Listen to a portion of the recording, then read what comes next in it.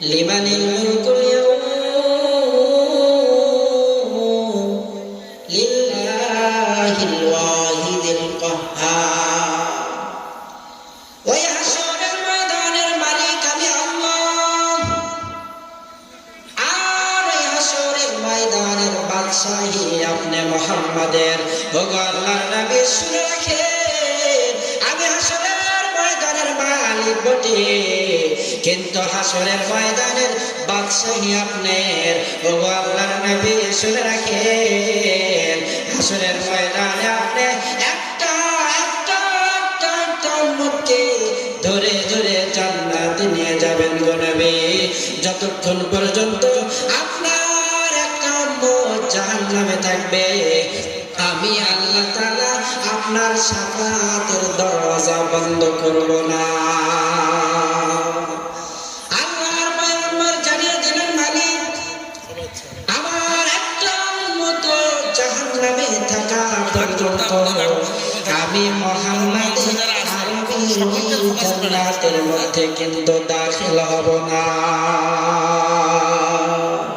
কেমন নবী পেয়েছি আমরা! এজন্য নবীর প্রতি ভালোবাসা নিয়ে নিয়া আগামী জিন্দেগি আমাদের চালানো দরকার। পারবো তো ইনশাআল্লাহ? রাসূলকে ভালোবাসি তো। হে রাসূল তোমায় ভালোবাসি, অন্তরে শুধুই মুখে না, জান্নাতের আশায় নয় হে রাসূল, জাহান্নাম কেউ ডরি না।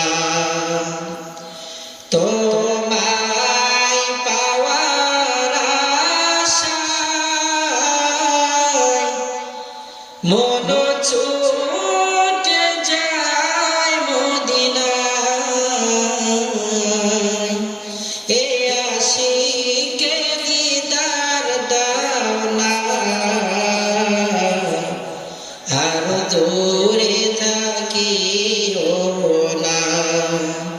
হে রাসূল তোমায় ভালোবাসি, অন্তরে শুধুই মুখে না,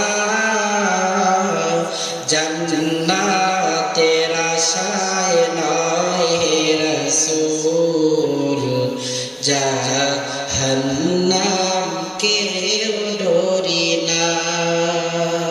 আল্লাহ পাক আমাদেরকে রাসূল আকরাম সাল্লাল্লাহু আলাইহি ওয়াসাল্লামের ভালোবাসা, ইশক, মহব্বত নিয়ে আগামী জিন্দেগি চলার তৌফিক দান করেন। ওয়া মা তৌফিক ইল্লা বিল্লাহ।